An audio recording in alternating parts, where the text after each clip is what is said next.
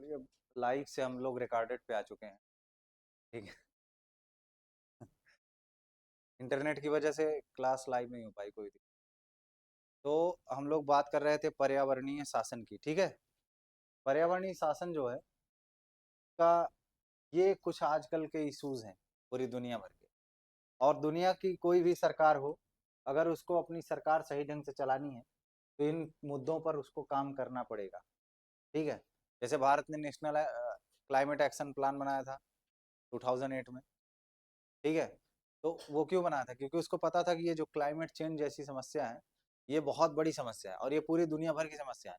और जब आप ग्लोबल ग्लोबल गवर्नेंस पढ़ेंगे ना, तो ग्लोबल गवर्नेंस में आप देखेंगे कि ऐसे इशूज जो ग्लोबल हैं, मतलब जो पूरी दुनिया भर के मुद्दे हैं, जैसे पर्यावरणीय समस्या, आर्थिक समस्या, सुरक्षा की समस्या, ये कुछ समस्याएं ऐसी हैं जो पूरी दुनिया में एक समान है। तो उसके लिए कोई बड़ी एजेंसी होती है, ग्लोबल एजेंसी होती है, ग्लोबल इंस्टीट्यूट होता है, जो जैसे हेल्थ को लेकर के कोविड 19 बीमारी आई। तो कोविड 19 बीमारी जब आई, तो किसने इसको पैंडेमिक घोषित किया था? डब्ल्यू एच ओ ने। और डब्ल्यू एच ओ को दिए गए निर्देशों का पालन लगभग पूरी दुनिया ने किया। तो वो क्या था? ग्लोबल गवर्नेंस ही था ना। तो वैश्विक शासन ही कहेंगे ना कि एक ग्लोबल एजेंसी ने पूरी दुनिया को क्या किया, डायरेक्ट किया कि आप ऐसे ऐसे काम करिए। तो वो एक टाइप है किसका? ग्लोबल गवर्नेंस का। इन्वायरमेंटल गवर्नेंस का मतलब होता है देश दुनिया की कोई भी सरकार हो, वो सरकार जब कोई कानून नियम कानून बनाएगी तो उस कानून को अ, पर्यावरण के हिसाब से बनाना पड़ेगा। अच्छा, ऐसा नहीं कि सिर्फ देश, बहुत सारी ग्लोबल एजेंसीज भी हैं, बहुत इंस्टीट्यूट्स हैं जो इन्वायरमेंट के लिए काम करते हैं। जैसे एग्जांपल के रूप में United Nation environment programme, UNEP, United Nation environment programme.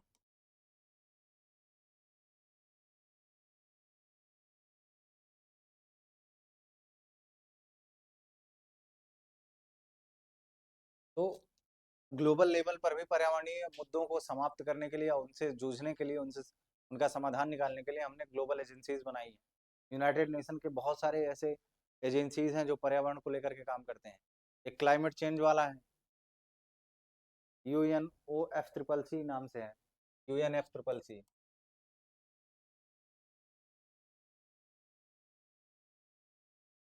United nation framework convention on climate change. ठीक है। तो ये सारे जो इंस्टीट्यूशंस हैं, ये पूरी दुनिया भर में पर्यावरणीय मुद्दों को लेकर के काम करते हैं। समझ आई बात? ठीक है, अब थोड़ा सा आप लिख लीजिए पर्यावरणीय शासन में। अच्छा, अभी तक जो मैंने आपको बताया वो समझ में आया ना? नहीं समझ आया? मुझे लगा किसी ने कहा नहीं सर। कभी कभी मुझे निगेटिव बातें अपने आप सुनाई देती हैं। आपके मन की बातें भी कभी कभी सुन लेता हूँ ना।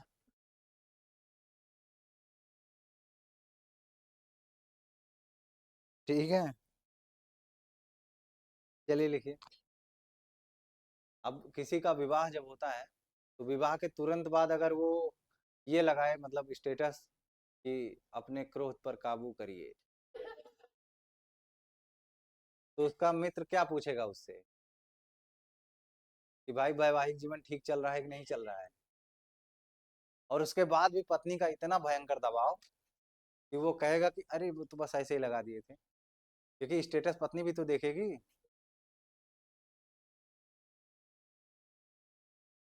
क्या चीज? अच्छा, पत्नी को ही हाइड कर देंगे? इतनी आपकी हिम्मत? जीवित रहना है कि नहीं आपको? आपको जिंदगी से हाइड कर दिया जाएगा। मिस्टर X बन के घूमते फिरेंगे आपको, कोई देख नहीं पाएगा। ठीक है। मिस्टर X जो थे वो, उनको कोई देख नहीं पाता था, अदृश्य थे। ठीक है। तो ये सब सुझाव मत दीजिए किसी को।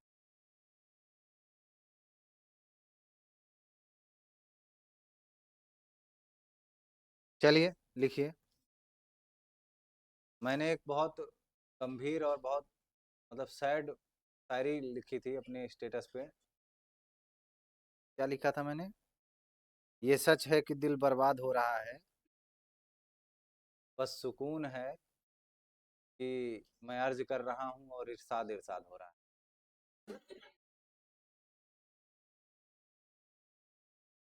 अब कोई दुख नहीं समझ रहा है, लोग हंस रहे हैं उस स्टेटस पे। ठीक है, चलिए लिखिए, आगे लिखिए। लिखिए, विगत वर्षों में, शुभारंभ हिंदी माध्यम से हो रहा है। विगत वर्षों में, विगत नहीं विगत, विगत वर्षों में पर्यावरण क्षरण, यहाँ खाता वाला नहीं रहेगा, क्षरण, KSH। ठीक है, विगत वर्षों में पर्यावरण क्षरण, वैश्विक तापन, वैश्विक तापन, जलवायु परिवर्तन, वैश्विक तापन, जलवायु परिवर्तन,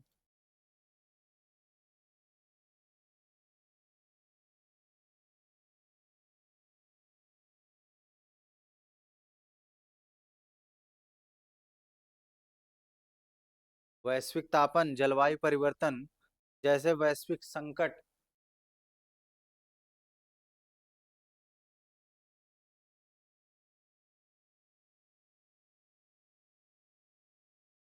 प्रकट हुए हैं,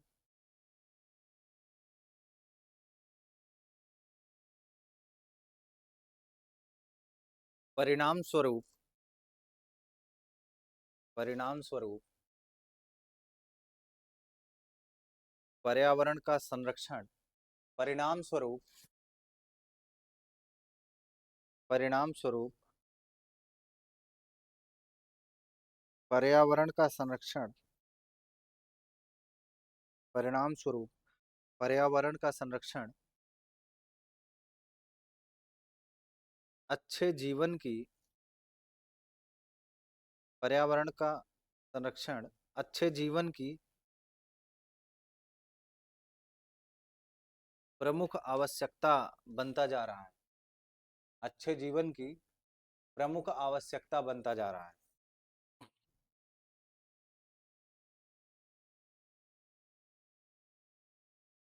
तथा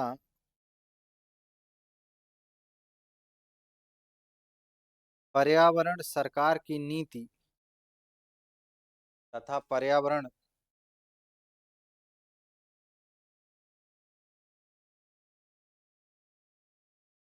तथा पर्यावरण सरकार की नीति,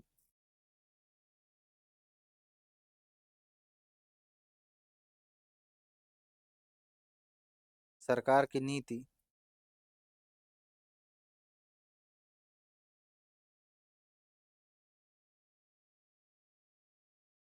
और प्रमुख गतिविधियों का अंग बन चुका है, और प्रमुख गतिविधियों का अंग बन चुका है।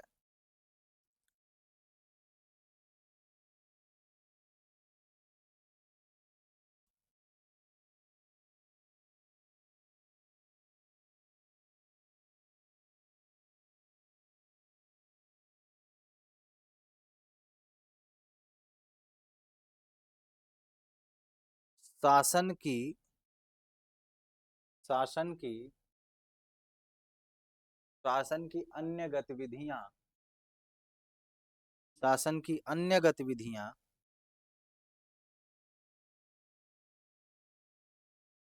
शासन की अन्य गतिविधियां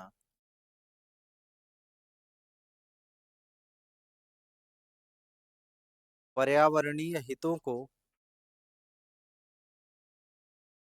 शासन की अन्य गतिविधियां पर्यावरणीय हितों को, पर्यावरणीय हितों को ध्यान में रखकर ही, शासन की अन्य गतिविधियां पर्यावरणीय हितों को, पर्यावरणीय हितों को ध्यान में रखकर ही संपादित की जा सकती हैं।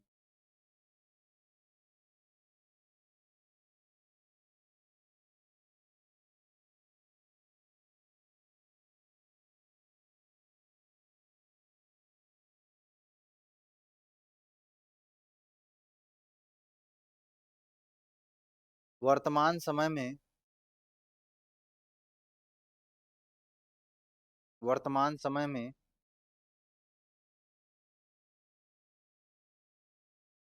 वर्तमान समय में इसके अभाव में वर्तमान समय में इसके अभाव में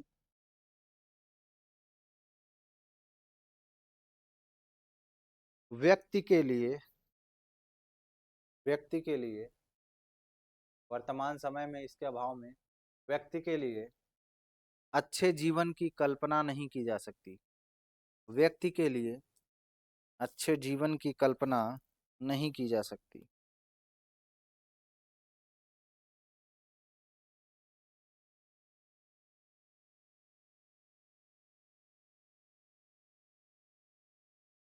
अच्छे जीवन की कल्पना नहीं की जा सकती। अतः अतः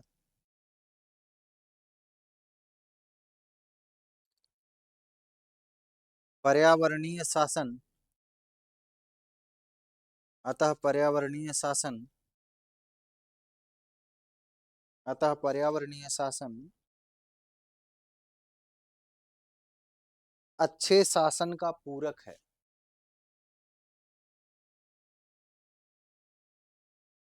पर्यावरणीय शासन अच्छे शासन का पूरक है। इसका मतलब होगा कि environmental governance is complementary to good governance. मतलब अगर इन्वायरमेंटल गवर्नेंस अच्छा होगा तो गुड गवर्नेंस भी होगा। क्योंकि आज के ज़माने में कोई भी नीति सरकार की अगर बन रही है तो उस नीति को बनाने के लिए अगर आप पर्यावरणीय मुद्दों को ध्यान में नहीं रखेंगे तो फिर अच्छा शासन नहीं माना जाएगा। ठीक है। और सारी चीज़ें एक दूसरे से जुड़ी होती है। ठीक है। उस कैसे होता है इसको एक बार समझिए।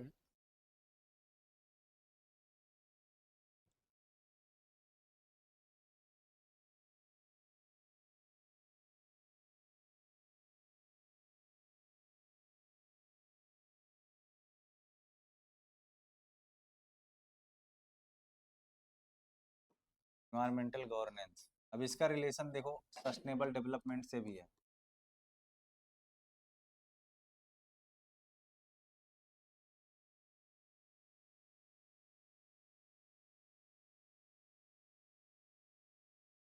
इसका रिलेशन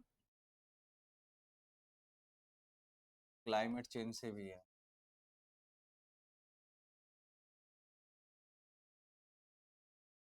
इसका रिलेशन आर्टिकल 21 स्वच्छ पर्यावरण का अधिकार इससे भी है।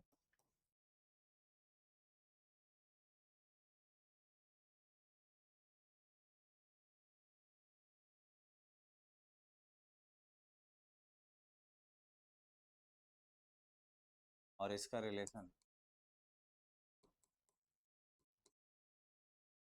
कल्चरल प्रोडक्शन, सारी चीजें एक दूसरे से जुड़ी। कैसे? अगर हम इन्वायरमेंटल गवर्नेंस करें तो क्लाइमेट चेंज को कम कर सकते हैं। ठीक है। और जब क्लाइमेट चेंज कम होगा तो उससे पर्यावरण स्वच्छ पर्यावरण का अधिकार जो है उसमें वृद्धि होगी, या उससे आदमी को और ज़्यादा सही माहौल मिलेगा, अच्छा पर्यावरण मिलेगा। और इससे हम प्रोडक्शन को भी बढ़ा सकते हैं। क्योंकि समझो ये जो क्लाइमेट चेंज है ना, देखो क्लाइमेट चेंज कैसे कनेक्टेड है एक दूसरे से, ये भी समझ लो। देखो जलवायु परिवर्तन समझ रहे हो क्या होता है? कितने लोगों को इसमें से नहीं पता है क्लाइमेट चेंज क्या होता है? कोई ऐसा है जिसको ना पता हो क्लाइमेट चेंज पर? जलवायु परिवर्तन इसका मतलब होता है जलवायु और मौसम में क्या अंतर है।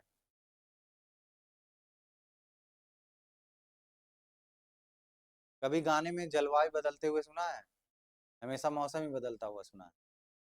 लेकिन यहाँ ये ये स्थिति आ गई, क्लाइमेट चेंज भी हो रहा है।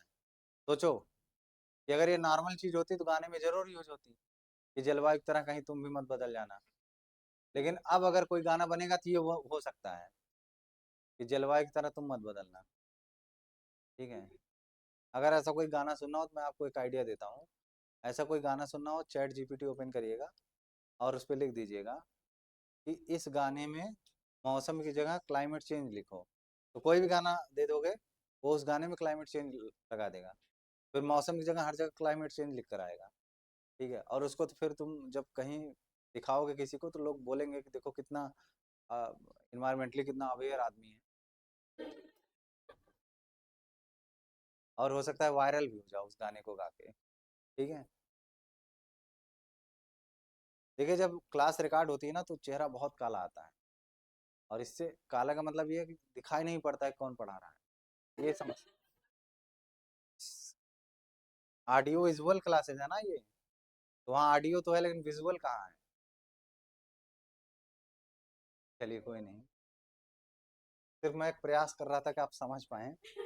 चलिए देखिए, क्लाइमेट चेंज से क्या समस्या आएगी इसको देखो। क्लाइमेट चेंज से ग्लोबल वार्मिंग की समस्या आएगी, या उल्टा मैंने बोल दिया, ग्लोबल वार्मिंग से भी क्लाइमेट चेंज हो सकता है। देखो मैं एक बात बता रहा हूँ, ग्लोबल वार्मिंग हुई तो क्लाइमेट चेंज हुआ, अब क्लाइमेट चेंज होगा तो ग्लोबल वार्मिंग होगी। जैसे बाल झड़ रहा है तो टेंशन हो रही है, और टेंशन होगी तो भी बाल झड़ेगा, तो ये दोनों एक दूसरे से कनेक्टेड हैं। ऐसे ही ये कनेक्टेड है, तो चलो समझते हैं। इस वाली लाइन को ऐसे बना देते हैं। ठीक है, ग्लोबल वार्मिंग से क्लाइमेट चेंज हुआ। अब क्लाइमेट चेंज हो गया तो फिर क्या होगा, एक केवल एक ही मुद्दा उठाते हैं, एक ही से काम चल जाएगा। सी लेवल,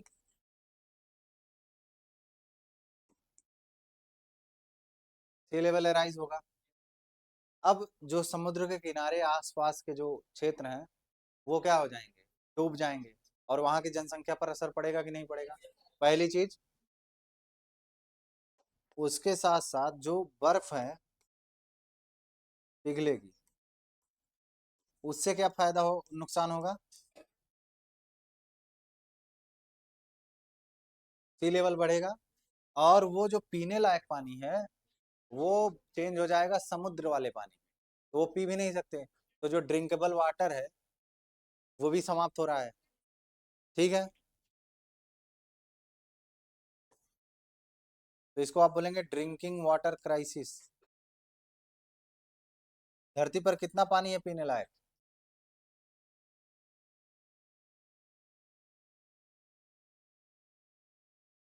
मतलब ये तो पता है ना कि बहुत कम है।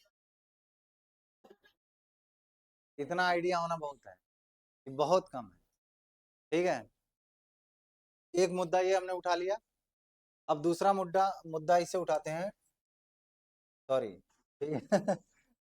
ग्लोबल वार्मिंग से क्या हो रहा है, तापमान बढ़ रहा है। तापमान बढ़ रहा है तो जो मिट्टी है, मिट्टी का भी तो तापमान बढ़ रहा है, और जब मिट्टी का तापमान बढ़ेगा तो उसमें एक होती है ह्यूमस, और ह्यूमस में ही फर्टिलिटी होती है। और जब ह्यूमस में फर्टिलिटी कम होगी, ह्यूमस कम होगी, जाहिर सी बात है मिट्टी की नमी कम होगी। तो जब मिट्टी की नमी कम होने लगती है, उसकी ह्यूमस खत्म होती है, तब मिट्टी कहाँ चली जाएगी, स्टेराइल हो जाती है। और जब स्टेराइल हो जाएगी मिट्टी तो प्रोडक्टिविटी पर असर पड़ेगा, और प्रोडक्टिविटी पर असर पड़ेगा तो फसल कम उगेगी, लेकिन जनसंख्या तो बढ़ेगी, उस पर तो रोक लगेगी नहीं। ठीक है, और जब फसल कम उगेगी, जनसंख्या वैसे ही बढ़ती रहेगी, तो अंततः हम लोग भूख से मर जाएंगे। तो मतलब इस दुनिया के समाप्त होने का कारण क्या होगा, भूखमरी। मतलब तात्कालिक कारण वही होगा ना, उस टाइम पर यही कारण बनेगा। और दुनिया के अधिकतर सभ्यताएं भूखमरी से ही समाप्त होती हैं। जैसे मैं सिंधु घाटी सभ्यता का, लोग बोलते हैं ना कि वहां पर बाढ़ आ गई थी, कुछ लोग बोलते हैं सूखा पड़ गया था, क्लाइमेट चेंज हुआ था। तो क्लाइमेट चेंज होगा, सूखा पड़ेगा, प्रोडक्टिविटी कम होगी, उगेगा नहीं कुछ, तो लोग मर नहीं जाएंगे। तो जो बचे कुछ लोग थे वो हट गए वहां से, और जो नहीं, मतलब जो वहीं रह गए वो मर गए, तो जनसंख्या खाली। तो एक सभ्यता का अंत हुआ कि नहीं, तो मानव सभ्यता का भी अंत भुखमरी से ही होगा। और दूसरा कोई कारण ही नहीं है इंसान के मरने का। कोई और मार ही नहीं सकता इंसान को। कुछ भी करेगा इंसान कर ले जाएगा, कुछ भी हो। जैसे मान लो ऑक्सीजन कम हो जाएगी ना, तो इंसान मशीन बना लेगा ऑक्सीजन के लिए, कुछ ना कुछ कर लेगा। लेकिन भूखमरी एक ऐसी समस्या है जो कभी दूर नहीं हो सकती, क्योंकि आप आर्टिफिशियली क्या उगा सकते हैं। तो अंततः यही कारण होगा, और इसी को बचाने का प्रयास किया जा रहा है। आपको भरोसा नहीं हो रहा है कि ये धरती का तापमान कितना हो चुका है प्री इंडस्ट्रियल लेवल से। अरे वो नहीं भाई, धरती का तापमान 50 प्लस ये मत बताइए, ये बताइए कितना डिग्री बढ़ गया है। लगभग 1.5 डिग्री बढ़ गया है। और ये अगर 2 डिग्री क्रॉस हुआ तो 50% productivity of crops will decrease. 50%। दुनिया भर के 50% जमीनें वो हो जाएंगी, बंजर हो जाएंगी। और मतलब जब प्रोडक्शन सीधे आधा हो जाएगा, तो जनसंख्या का जब सीधे प्रोडक्शन आधा होगा, और वो भी दुनिया में कुछ जगह ऐसी हैं जहां आज भी प्रोडक्शन कम है, और उसका भी आधा हो जाएगा, तो फिर क्या होगा? फिर वहां तो प्रोडक्शन जीरो हो जाएगा। फिर वहां के लोग भूख से मरेंगे, पूरी दुनिया में हाहाकार मचेगा। एक दूसरे के लोग फिर वही जो थर्ड वर्ल्ड वार होगा वो इस पर होगा, पानी पर नहीं होगा। पानी पर नहीं होगा, इस पर होगा। ठीक है। तो इसलिए आपको समझना है कि कैसे हमको अपना इन्वायरमेंट बचाना है। ठीक है। ये बड़ा इशू है। ठीक है।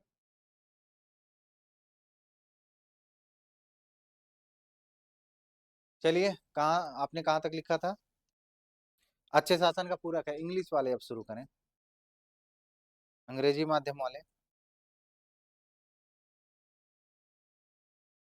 लिखिए।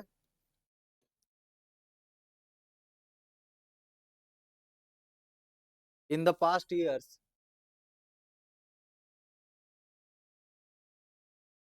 नहीं वो तो जो था वो बना रहेगा, उसकी दिक्कत नहीं है।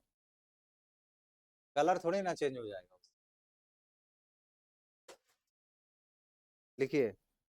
In the past years, global crisis, in the past years, global crisis,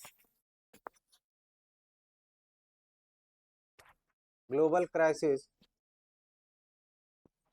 like environmental degradation, like, हाँ जी, आप लोग शांत रहिए, सहयोग करिए थोड़ा। देखिए कैसे आप लोग लिखते हैं तो वो लोग शांत रहते हैं, वैसे ही पालन करिए ना उसका।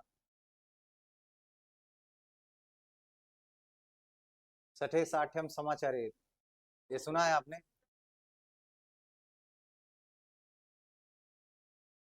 Every action has equal and opposite reaction. ठीक है। लिखिए। कहाँ तक? Environmental degradation, comma, global warming, comma, climate change, climate change have emerged, have emerged.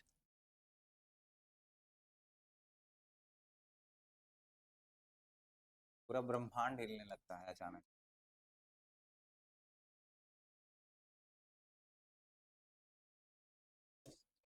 कलम में इतनी ताकत होती है।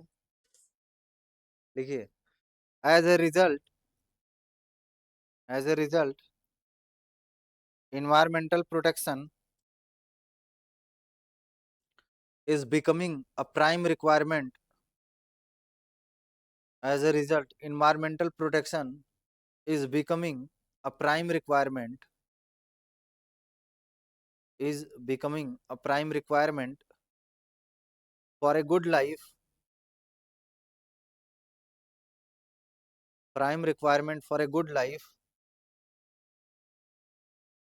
and environment has become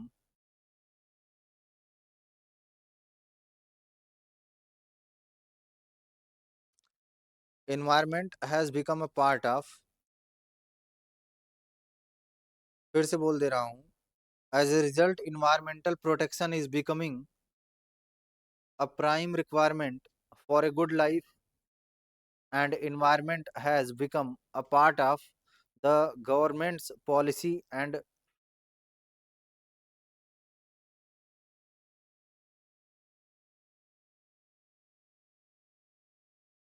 yeah, the government's major policies becoming part becoming a part of the government's major policies. Government's major policies.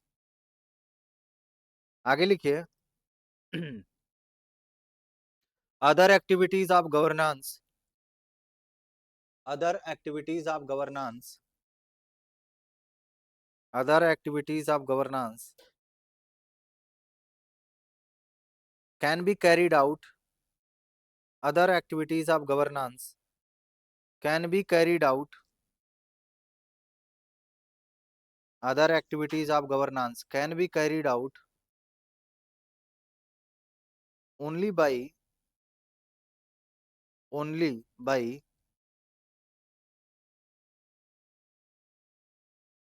only by keeping environmental interests,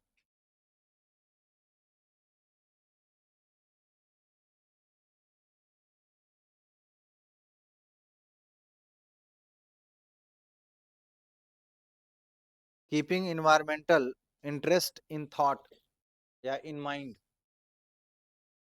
keeping environmental interest in thought or in mind. Thus, THUS, thus अगर हम लोग मतलब वो पूर्वांचलीय भाषा बोलें तो THUS का मतलब क्या होता है? हुस।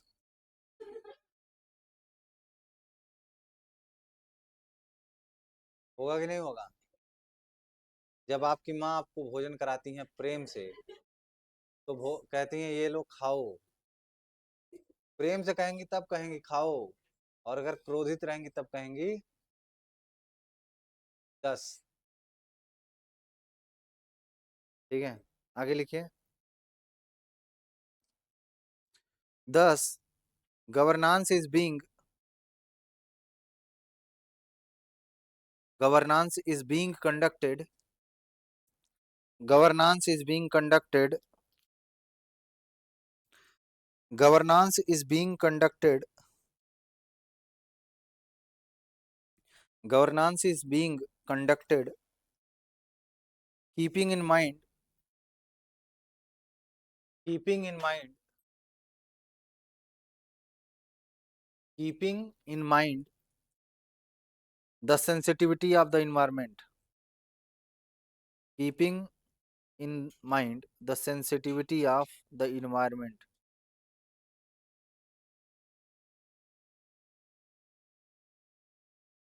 In the present times, in the present time,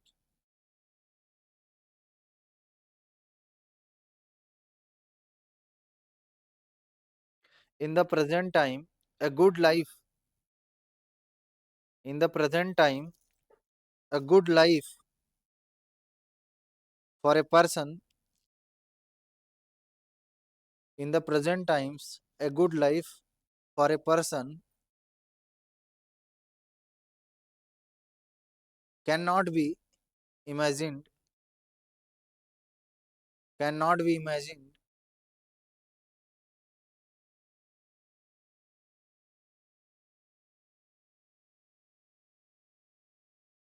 cannot be imagined without environmental governance, cannot be imagined without environmental governance। जैसे जब मैं ऐसे कह के बोलूँ विदाउट इन्वायरमेंटल गवर्नेंस, तब मुझे मुंह देख के हाँ में हाँ मत मिलाइए, मैं लिखवा रहा हूँ। ठीक है।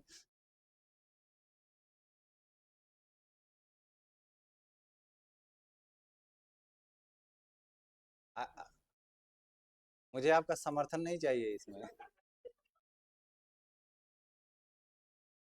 I don't need your support while dictating, I just need your concentration. जो मैंने आपको ऑलरेडी लिखवा दिया उसको पढ़िए। ठीक है, इस टाइम पर आप हेडफोन भी लगा लेंगे तो मुझे कोई दिक्कत नहीं है, हिंदी माध्यम वाले। या फिर ऐसा किया करिए जैसे जो आपने हिंदी में लिखा हुआ है उसको ऐसे देखिए और कान में सुनिए जो इंग्लिश आ रही है, तो उसको कन्वर्ट करिए उसमें। इससे आपको हेल्प मिलेगी। हो सकता है आपकी इंग्लिश स्पीकिंग भी अच्छी हो जाए ऐसे में, और थोड़ा थोड़ा आपको इंग्लिश और बेटर समझ में आने लगा। और हिंदी इंग्लिश वालों के लिए भी यही है, आप अपने कान में ऐसे रुई मत लगा लीजिए। जैसे जो मैं बोलूँ हिंदी में, उसको समझने का प्रयास करिए। कि जैसे देखो, एक बात समझ लो, इस दुनिया में कोई चीज एब्सोल्यूट नहीं है, ये बात दिमाग में बैठा लो। There is nothing is absolute in your life. Hindi English हर जगह जरूरत पड़ेगी। बहुत सारे शब्द है जो सिर्फ हिंदी में ही है। समझ आ रही बात? तो सबको एकदम ऐसे हो जाओ कि हर माहौल में अडाप्ट हो जाए। जैसे मेंस राइटिंग इंग्लिश ठीक है, इंटरव्यू भी इंग्लिश में होगा, लेकिन चीजों को जब आपका दिमाग दोनों लैंग्वेज ठीक ढंग से समझने लगेगा, तो आपको मटेरियल का बैरियर नहीं रह जाएगा। समझ आ रही बात? जैसे मान लो कोई ऐसा मटेरियल है जो सिर्फ इंग्लिश में ही उपलब्ध है, हिंदी में है ही नहीं, या हिंदी में आएगा तो बहुत बुरी लैंग्वेज हो जाएगी उसकी, तो फिर आप क्या करेंगे? एक्सेस कैसे करेंगे उसका? तो आना चाहिए ना। अब ये मैं नहीं बोल रहा हूँ कि आप अपना फोकस आप इंग्लिश लैंग्वेज पे करिए, लेकिन ट्राई किया करिए हर एक शब्द समझने का। उससे आपको बहुत फायदा मिलेगा। अभी तो आपको हो सकता है समझ ना आ रहा हो, लेकिन आगे बहुत फायदा होगा इसका। ठीक है, चलिए। हो सकता है मेरे और गौरव सर की मतलब जो प्रोसेस है, जैसे काम करने का प्रोसेस, थोड़ा अंतर होगा उसमें। मैं थोड़ा उदारवादी टाइप का व्यक्ति हूँ, तो मैं व्यक्तिवाद, मतलब person is very much precious for me. और गौरव सर को अनुशासन ज़्यादा पसंद है कि लाइफ, तो लेकिन दोनों लोगों का ध्येय एक ही है। ठीक है, जो गोल है वो सेम है, आप लोगों को आगे ले जाना। तो हो सकता है साधन में फर्क हो, लेकिन साध्य एक ही है। और साधन फिर भी दोनों लोगों का पवित्र ही है, किसी का साधन अपवित्र नहीं है। ये भी एक बड़ा मुद्दा है। राजनीतिक मुद्दा क्या है, समझ रहे हो बात को? जब आप राजनीतिक इशूज डिस्कस करेंगे, तो उसमें साधन एक बड़ा मुद्दा है। जैसे आज की जो गवर्नमेंट्स हैं, वो साधन की अपवित्रता और पवित्रता में विश्वास ही नहीं करती हैं। उनका मानना होता है कि हमको रिजल्ट चाहिए, चाहे हम सही ढंग से करें चाहे गलत ढंग से करें। लेकिन ये बहुत जरूरी है किसी राज्य या सरकार को चलाने के लिए कि साधन पवित्र होना चाहिए। जैसे एग्जाम्पल मैंने बताया ना, बहुत सारी एग्जाम्पल मैंने आपको इंदिरा गांधी और संजय गांधी वाला एग्जाम्पल दिया था कि नहीं? कि जनसंख्या नियंत्रण साध्य है, लेकिन साधन क्या अपनाया उन्होंने? गलत अपनाया ना।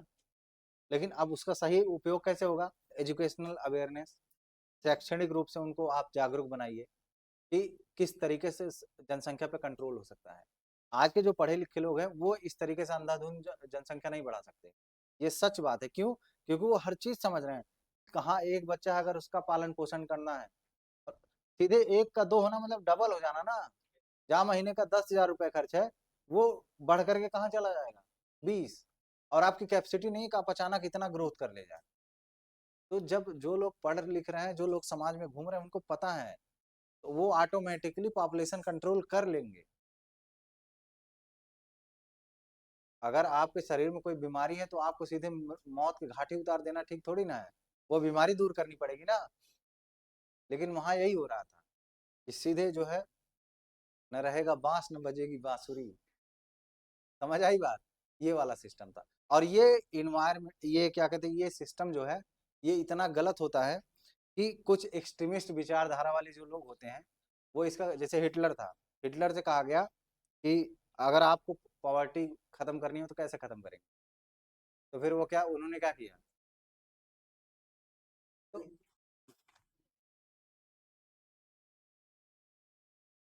तो ये सारी दिक्कतें होती हैं। ठीक है, लिखिए।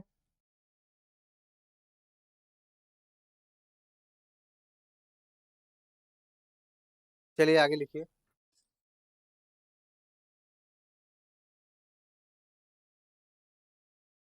कहाँ तक लिखा है? हाँ, आगे लिखिए। It is only, it is only, it is only. और एक बात और समझिए, यहाँ कोई ऐसा मुद्दा नहीं है जो, देखो, जब भी किसी मुद्दे पर विचार किया जाए, तो हमेशा उस मुद्दे की गंभीरता को समझने का प्रयास करो। जैसे देखो, इन्वायरमेंटल पोल्यूशन, ये कोई नॉर्मल मुद्दा, बहुत ये हंसने वाला मुद्दा नहीं है। ये ऐसा है कि अगर आप इसकी गंभीरता का, इसका रिजल्ट अगर आपको पता लग जाए ना, तो आप आज से ही दुखी हो जाएंगे। ये आपका पूरा जीवन इतना खराब होने वाला है, आप इन्वायरमेंटली इतने खराब सिचुएशन में रहने वाले हैं आगे आने वाले 10-15 वर्षों में, अगर सुधार नहीं हुआ तो आप कल्पना नहीं कर सकते हैं कि क्या क्या समस्याएं आगे आ सकती हैं।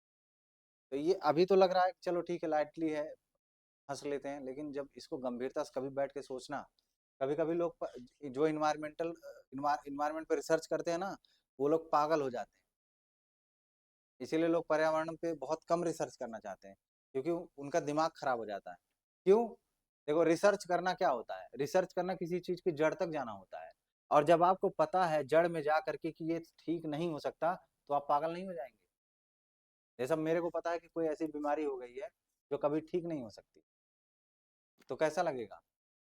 खराब नहीं लगेगा? ऐसे ही अगर इन्वायरमेंट पे कोई रिसर्च कर रहा है, वो जान रहा है कि वो जो पुरानी स्थिति है प्री इंडस्ट्रियल एरा, वो वापस आने से रही, वो आ नहीं पाएगी, और स्थिति बद से बदतर होगी, भले कितना ही रिसर्च कर लें हम। क्योंकि रिसर्च करने के बाद जो भी आउटपुट मिल रहा है, जो हमको अप्लाई करना चाहिए, वो उस लेवल पे अप्लाई हो ही नहीं पाएगा, पॉसिबल ही नहीं है उसको अप्लाई करना। और जब हमको ये पता है कि दवा भी है लेकिन उसको अप्लाई नहीं कर सकते हैं, उसके अलग अलग साइड इफेक्ट्स हैं, तो फिर आप पागल से और ज्यादा पागल होते चले जाएंगे। क्यों? क्योंकि आपने इतना समय उस पर गंवाया, इतना रिसर्च किया, उसके बाद भी रिजल्ट आउटपुट जीरो। इसलिए इन्वायरमेंटल साइंटिस्ट आप देखते हैं समाज में बहुत कम दिखाई पड़ते हैं, ये बहुत अलग अलग जगह रहते हैं, और पूरा जीवन इनको कोई देख भी नहीं पाता कहाँ है। अंततः जब मर जाते हैं तब पता लग जाता है कि इस महान पर्यावरणविद की मृत्यु हो गई, और उसके पहले कोई नहीं जानता। सोनम वांगचुक का नाम आपने सुना रहा होगा, लेकिन उसके पहले नहीं सुना था। सुना था कि कोई था, लेकिन जब वो एक्टिविटी हुई तभी आपने देखा। फिर अब देखो, अब पता चल रहा है कुछ। तो ऐसे ही होते हैं लोग, इन्वायरमेंटल साइंटिस्ट जो होते हैं ना, वो पागल हो जाते हैं इसी चक्कर में। आप सोचो कि रोबोट 2.0 जो मूवी बनी है, वो उसी पर बनी हुई। एक्चुअली में 2.0 मूवी जो बनी है, उसमें ये दिखाया गया किस तरीके से मोबाइल फोन का इतना प्रयोग हुआ, जिसकी वजह से पक्षी मरना शुरू हो गए। अब वो व्यक्ति इतना पागल हो गया कि उसने आत्महत्या कर ली सिर्फ इसी वजह से, और मरने के बाद भी उसको फुर्सत नहीं मिली। मतलब इतना दिमाग पे चढ़ गया था कि मरने के बाद भी वापस आ गया। हालांकि उसमें पता नहीं भूत दिखाए हैं कि क्या दिखा, कौन सी एनर्जी है, वो आज तक नहीं समझ आई मुझे कि कैसे वो वापस आ गया। उसको लोग ऑरा बोलते हैं, ये ऑरा कैसे पैदा होता है दोबारा मुझे नहीं आया उसका। ठीक है। और वो किनके जीवन पे बेस्ड थी पता है? मेरे हिसाब से वो सलीम अली के ऊपर बनी थी। थोड़ा थोड़ा इंस्पायर था, वो एक महान पक्षी वैज्ञानिक थे। एक है ना सलीम अली बर्ड सेंचुरी, कहाँ है? केरल में है शायद। है? हाँ हो सकता है, ध्यान नहीं आ रहा मुझे, केरल में है, कश्मीर में कहाँ है। तो उन्हीं के ऊपर बनी थी, वो पक्षी वैज्ञानिक थे। उनके नाम उनसे इंस्पायर होकर ये फिल्म बनाई गई। ठीक है। तो ऐसे लोग सोचो, को साइंटिस्ट हैं और वो इस पर मर गए कि इन्वायरमेंटल डिग्रेडेशन पे मर गए, और उनको पता था कि इसका रिजल्ट कुछ नहीं होने वाला। इसलिए एनवायरनमेंट बहुत बहुत ज्यादा सेंसिटिव इशू है, और ये पॉपुलेशन भी बहुत सेंसिटिव इशू है। ये अभी आपको नहीं पता चल रहा है। आप जो बेरोजगारी इतना चिल्लाते हैं कि बेरोजगारी फैली हुई है, उसका बड़ा रीजन अगर कुछ है तो वो है पॉपुलेशन। समझ आई बात? लिखिए कहाँ तक लिखा है। It is only through it is only through environmental governance it is only through environmental governance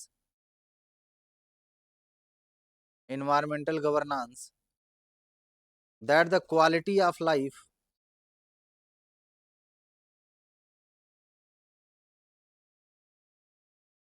that the quality of life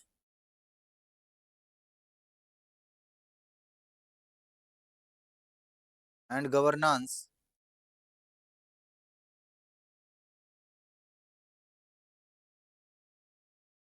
can be improved quality of life and governance can be improved। मतलब शासन को भी और ज्यादा अच्छा बनाया जा सकता है, और किसी व्यक्ति की जो गुणवत्ता है जीवन की, उसको भी बढ़ाया जा सकता है, बनाया जा सकता है। क्यों? अगर हम इन्वायरमेंटल गवर्नेंस पे ज्यादा ध्यान दे, फोकस करें तो। ये जो जीरो क्या उसको बोलते हैं, zero farming, zero budget farming होता है ना, सिक्किम पहला राज्य था भारत का जिसने इसको लागू किया था। किसी को पता है क्या होता है ये? It is a kind of bio farming in which we don't use any chemical fertilizer, and we use only natural fertilizers, गोबर, खाद या जो भी है, वेस्ट मटेरियल जो होते हैं, उनके यूज से ही हम खेत में इनको डालते हैं और वहां से प्रोडक्ट। हालांकि जब स्टार्ट आप इसको करेंगे तो स्टार्टिंग में बड़ी समस्याएं आती हैं, प्रोडक्टिविटी बहुत कम होती है। मजबूरी देखो, भारत सरकार केमिकल फर्टिलाइजर्स क्यों यूज कर रही है या क्यों यूज करवा रही है, उसका बड़ा रीजन ये है कि अगर हम नेचुरल फार्मिंग करना चाहे तो नहीं कर पाएंगे, क्योंकि पॉपुलेशन इतनी ज्यादा है कि अगर इस समय नेचुरल फार्मिंग की जाए तो लोग भूख से मर जाएंगे। नेचुरल फार्मिंग सिक्किम ही क्यों स्टार्ट किया उसने, क्योंकि पॉपुलेशन ही ज्यादा नहीं है, काम चल जाएगा। लेकिन उत्तर प्रदेश का काम नेचुरल फार्मिंग से कभी नहीं चल पाएगा, क्योंकि यहाँ नेचुरल फार्मिंग करेंगे तो आप भूखे मर जाएंगे। क्योंकि आज इसको स्टार्ट करेंगे, रिजल्ट 10 15 20 साल बाद मिलेगा आपको, और 15 20 साल का क्या आपके पास है? नहीं है। और उतना तब है, जब है नहीं तो फिर कर नहीं सकते।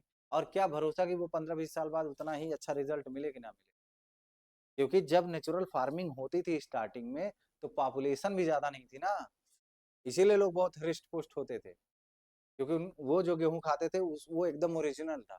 अभी जो गेहूं हम लोग खा रहे हैं वो ओरिजिनल नहीं है, वो हाइब्रिड है, उसमें पता नहीं कितने चेंजेस हुए हैं, और कंटिन्यूअसली स्पॉन्टेनियसली वो चेंजेस होते चले आए हैं। जैसे कोई भी सामान हो, कोई भी वस्तु हो, जब एक बार उसका जन्म हुआ तो जैसे जैसे समय बढ़ेगा क्या होगा, उसकी क्वालिटी क्या होगी, डिग्रेड होगी ना। अब जो सिंधु घाटी सभ्यता के समय जो गेहूं होता रहा होगा, उसकी जो गुणवत्ता रही होगी, आज के गेहूं से उसकी गुणवत्ता यू कैनॉट कंपेयर,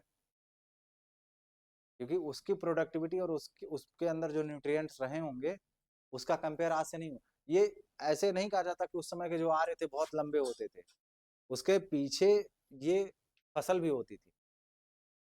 आज हम लोग लंबे हो ही नहीं सकते उतने, क्यों? क्योंकि हम वो खा ही नहीं रहे हैं। आज हम खाने को थोड़ी ना खाते हैं, खाना हमें खाता है।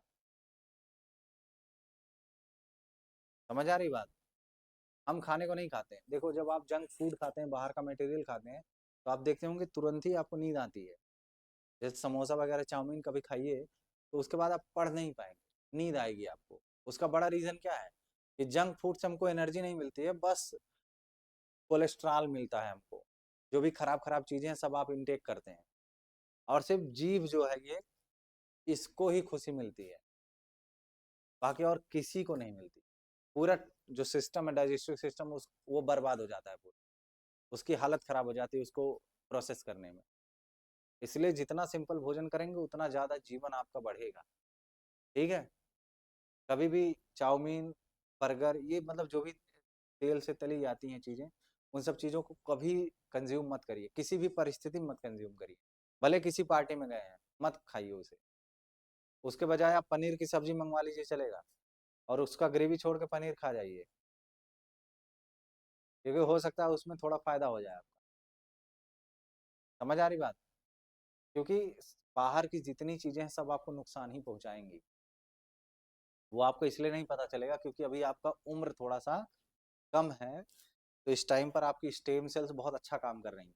लेकिन आज के 8 10 साल बाद जब स्टेम सेल काम करना बंद करेंगी या उनका जो इफिशियंसी वो कम हो जाएगी, तो आप फैटी लीवर के शिकार हो जाएंगे। हालांकि आज के वो ऑलरेडी बहुत डाइट वगैरह प्लान करते हैं, तो वो बहुत बाहर की चीज़ें खाते हैं। हम लोग इतने अवेयर नहीं थे। ठीक है? आप लोगों में अधिकतर लोग बाहर का नहीं खाते होंगे जहां तक मैं समझ रहा हूँ।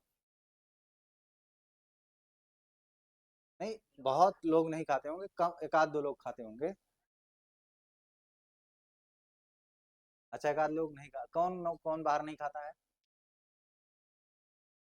नहीं, वो तो नहीं खाता है, वो सही कह रहा है। तो सिर्फ आपके ही साथ खाता है?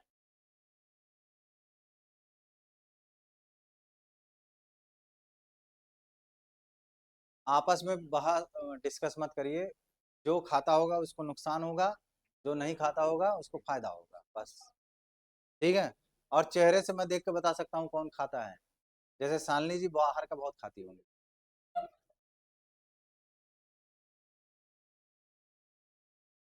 सही है ना? सही है कि नहीं?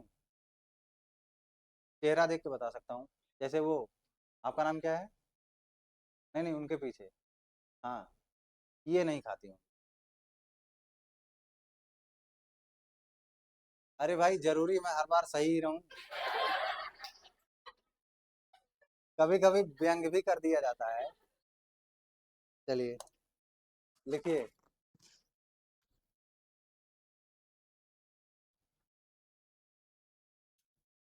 कैन बी इम्प्रूव्ड हो गया ना। लास्ट लाइन लिखिए। Therefore, therefore, therefore environmental governance is, therefore environmental governance is,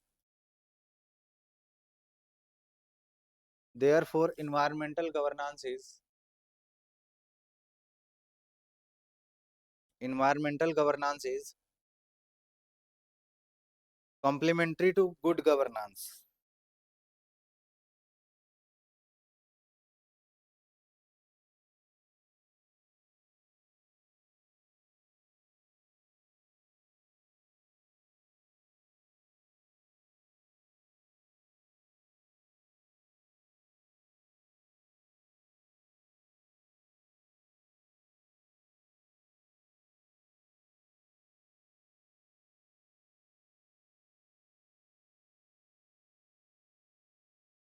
हो गया। ये एक इंट्रोडक्शन था आपका गवर्नेंस का, ठीक है। कल ट्राई करेंगे इसके, मतलब थोड़ा डेवलपमेंट पढ़ लेंगे किस तरीके से भारत में पर्यावरणीय शासन का विकास हुआ था। तो उसमें तीन भागों में डिवाइड करेंगे। एक तो प्राचीन काल में, संविधान पूर्व और संविधान के बाद। तो संविधान पूर्व का मतलब संविधान से पहले कौन कौन से कानून अंग्रेजों द्वारा बनाए गए थे जो कि पर्यावरणीय संरक्षण से संबंधित थे। और संविधान के बाद भारत द्वारा ऐसे कौन कौन से संविधान से मतलब इन्वायरमेंटल प्रोटेक्शन से संबंधित कौन कौन से कानून बनाए गए। उसमें दो चार कानूनों का नाम तो आपको भी पता होगा। बताइए कुछ। हाँ। सबसे पहले कब आया था? अरे तुम तो संविधान पूर्व हो गया ना वो। मैं संविधान बाद की बात कर रहा हूँ। हम्म।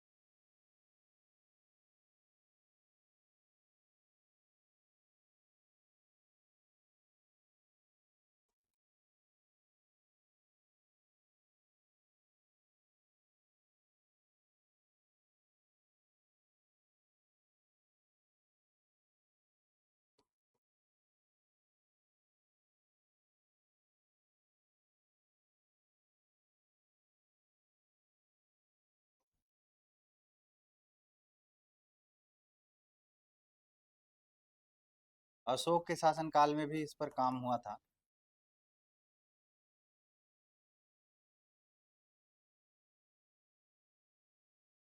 जैसे एग्जाम्पल के रूप में कलिंग युद्ध से पहले क्या हुआ था? कलिंग युद्ध से पहले अशोक बहुत खतरनाक आदमी था, ठीक है। लेकिन कलिंग युद्ध के बाद वो उसकी स्थिति बहुत अच्छी हो गई, मतलब उसको महान इसीलिए बोला गया।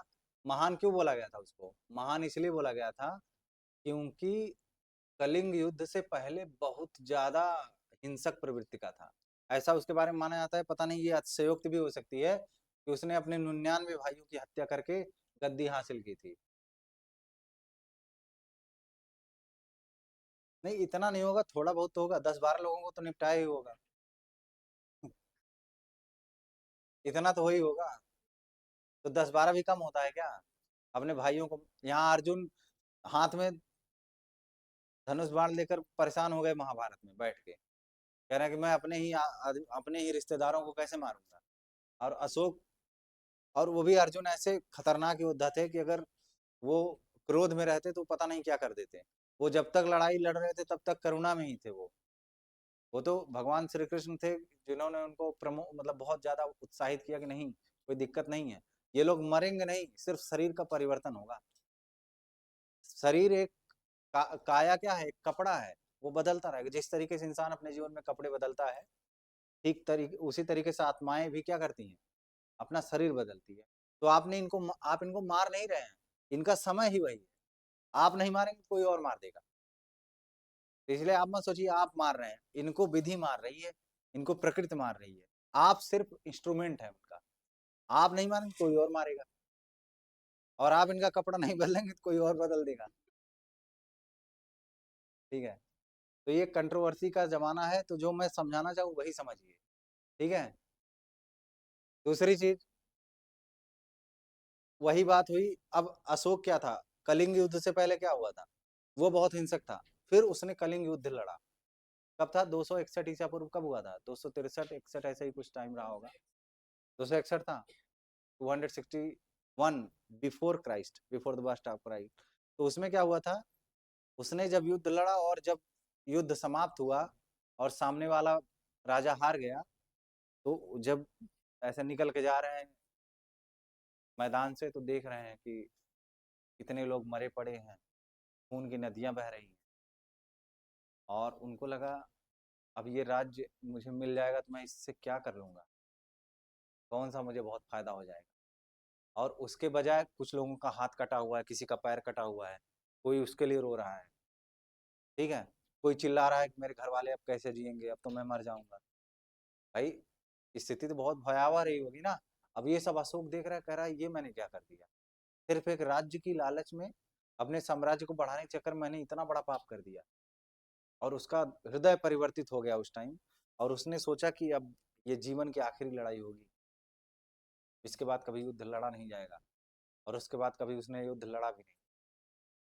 और उसके साम्राज्य के पतन का एक ये भी कारण था,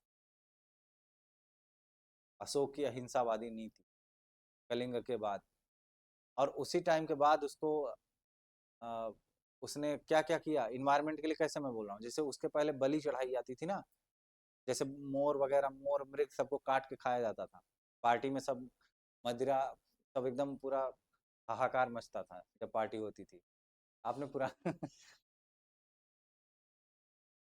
हाहाकार मचने का मतलब होता नहीं, जब लोग एक बार वो कर लेते हैं तो उसके बाद ब्रह्मांड के राजा बन जाते हैं सब। तो वैसे ही होता था। फिर जब वो कलिंग का युद्ध हो गया, समाप्त हुआ, उसके बाद जब मामला आगे बढ़ा, तो उसने ये सब मना कर दिया कि मोर नहीं कटेगा। पता नहीं, उसने कहा था हफ्ते में एक दिन कटेगा, फिर उसके बाद ये भी कह दिया कि नहीं अब वो भी नहीं कटेगा। होता नहीं है कि मतलब वीक में एक ही दिन ऐसा होगा, मोर मृग। लेकिन उसके बाद धीरे धीरे करके उसने पूरे तरीके से खत्म कर दिया उसको। ठीक है। इससे क्या हुआ, ये प्रोटेक्शन, इन्वायरमेंट प्रोटेक्शन ही तो है ये। और उसने कुछ चीजें लिखवाई, संहिताबद्ध किया, उसमें लिखवाया कि पर्यावरण की संरक्षण भी करना हमारे लिए बहुत जरूरी है। उससे पहले हमारे वेदों में, हमारे पुराणों में, उपनिषदों में बात करी गई है। हमने प्रकृति को माता मान लिया है, गाय माता है, नदी हमारी माँ है। तो अपने अपनी माता या जो भी जिनको हम मान रहे हो उनके साथ गलत व्यवहार तो करना ही नहीं है। तो हमारे नीति शास्त्रों में तो पहले से ही लिखा हुआ है। तो प्राचीन काल में तो ऐसे ही विकास हुआ है ना। अब सोचिए कि राम जी वन में जा रहे हैं और सीता माता का हरण हो चुका है। अब राम जी पेड़ पौधों से पूछ रहे हैं, तो ये उनके प्रति क्या दिखा रहा है, कनेक्शन, कि वो कितना इंटरनली कनेक्टेड थे। अभी तो हम पेड़ को पेड़ ही कहते हैं ना, लेकिन उस टाइम पर पेड़ को ऐसे भ्राताश्री ऐसे करके बोलते थे लोग, कनेक्ट मतलब एक कनेक्शन बिल्ड करते थे। अभी भी हम गाय को क्या समझते हैं, और आज तक कुत्ते से वो कनेक्शन बन नहीं पाया कभी। जैसे होता नहीं, कई लोग पालते हैं, कभी माता पिता वाला कनेक्शन हुआ, नहीं हुआ। तो वो गाय भी ऐसा नहीं, गाय स्टार्टिंग से तब ऐसा हुआ। अभी हमारे बस का नहीं, हम लोग तो इतना प्रैक्टिकल हो चुके हैं कि हम अपने पिता को भी कहते हैं कि बी इन योर लिमिट्स। पैसा दे रहे हो इसलिए कुछ बोल नहीं रहा हूँ। कई लोग तो ये भी बोलते हैं पापा ना होते तो बताता मैं उनको भी। ये हो रहा है कि चलो ठीक है, अच्छा हुआ कि पापा निकल गया इसका मैं। ये यहाँ तक स्थिति आ गई। आपको लग रहा होगा ये मैं बहुत हाईली वो बता रहा हूँ ना, इमेजिन नहीं, सच सच बोल रहा हूँ मैं। कई लोग ऐसा होते हैं कि अगर मेरे भाई ना होते तुमको बताता, ऐसे आपने सुना नहीं होगा क्या? तो अब तो मान लो हम इतने प्रैक्टिकल हो चुके हैं कि हम हमारा उनका कनेक्शन हमने पहले से तय किया है कि वो हमको पैसा दे रहे हैं, इसीलिए हम उनकी इज्जत करेंगे। जिस दिन पैसा बंद, इज्जत बंद। वो मैंने आपको जोक सुनाया था ना कि आपने बाप होने का अधिकार खो दिया है, वो वाला है। यहाँ पे रिश्ते अब ऐसे चल रहे हैं। अब यहाँ रिश्ते जब अपने घर में ठीक नहीं है तो हम पर्यावरण को क्या मम्मी पापा बोलेंगे? तो जो प्राचीन काल में पर्यावरण का विकास हुआ है, वो इसलिए किया गया था जिससे हम उनकी उनकी संरक्षा कर सके। जैसे जनजातियों वाला जब मामला मैंने आपको एनसीईआरटी में पढ़ाया, उसमें मैंने बोला कि जो जनजाति होते हैं वो प्रकृति की पूजा करते हैं। क्यों करते हैं? प्रोटेक्शन के लिए ना। क्योंकि वो उन्हीं के ऊपर डिपेंडेंट। हम पूजा किसकी करते हैं? हम पूजा उसी की करते हैं जिसके ऊपर डिपेंडेंट होते हैं। जैसे माँ बाप हमारे लिए पूजनीय क्यों है? क्योंकि हम उनके ऊपर, वही माँ बाप क्यों 40 45 या 50 के बाद पूजनीय नहीं रह जाते? क्योंकि हम उनसे इंडिपेंडेंट हो जाते हैं, आर्थिक रूप से हम आत्मनिर्भर हो जाते हैं, और उतना उनका हमारे ऊपर पावर नहीं रह जाता जितना बचपन में था। इसका मतलब कुछ तो ऐसा कारण है। अब वही पापा जिनकी उंगली पकड़ के आप चलते थे, वही पापा आपको बोलेंगे तो कहेंगे आप मत समझाइए, और तुरंत मैं उनकी डिग्री बताने लगेंगे आप। 12 पास होके आप कैसे अम्मे वाले से बात कर रहे हैं? तो ये सब चीजें हैं, ये परिवर्तित हो जाता है मामला, ठीक है। तो ऐसे ही डेवलपमेंट हुआ है प्राचीन काल में, और संविधान से पूर्व अंग्रेजों ने कुछ कानून बनाए थे, कुछ नियम कानून बनाए थे पर्यावरण को संभालने के लिए। फिर उसके बाद जब भारत आजाद हुआ, तो 1970 के करीब से हमने भी ये काम करना शुरू कर दिया। ठीक है, जैसे उन्होंने बताया कि प्रोटेक्शन, फॉरेस्ट प्रोटेक्शन के लिए 1927 में एक एक्ट अंग्रेजों ने बनाया था, 1927 में। ठीक है, इसमें कुछ लिखना नहीं है, सिर्फ आप समझ लीजिए, क्योंकि अब जो भी लिखवाना होगा मैं नेक्स्ट डे से लिखवाऊंगा, ठीक है। आपके लिए बस इतना ही काफ़ी होगा आज के लिए। तो ये हम 3 भागों में इसको डिवाइड करके पढ़ेंगे, ठीक है। और इसको पढ़ने के बाद फिर और एक आध दो और पार्ट बचे हैं गवर्नेंस के, जैसे कारपोरेट गवर्नेंस क्या होता है। ग्लोबल गवर्नेंस को मैंने आपको ऐसे ही बता दिया। ग्लोबल गवर्नेंस मतलब पूरी दुनिया में शासन किसी एक ग्लोबल एजेंसी के द्वारा होता है, जैसे यूनाइटेड नेशन आज के ज़माने में।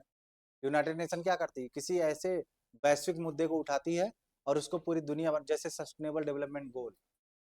अब सस्टेनेबल डेवलपमेंट गोल क्या है? ये पूरी दुनिया की जरूरत है, किसी एक देश की नहीं है। तो पूरी दुनिया में अगर स्थिति सही करनी है तो पूरी दुनिया में इसको लागू करना पड़ेगा। तो ये एक प्रकार का क्या है? ग्लोबल गवर्नेंस का ही एक एग्जाम्पल है। समझ आई बात? तो ये मामला रहा। चलिए आज के लिए बस इतना ही करते हैं, ठीक है। देखिए, मैं जाते जाते मेरी किसी बात से अगर आपको कोई ठेस पहुंची हो, किसी के मन को अगर चोट लगी हो, उसके लिए माफी चाहूंगा।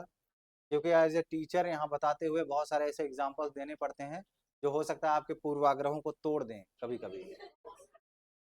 जैसे आदमी के मन में पूर्वाग्रह भरा होता है ना, वो टूट सकता है। और एक बात हमेशा ध्यान ध्यान से रखिएगा,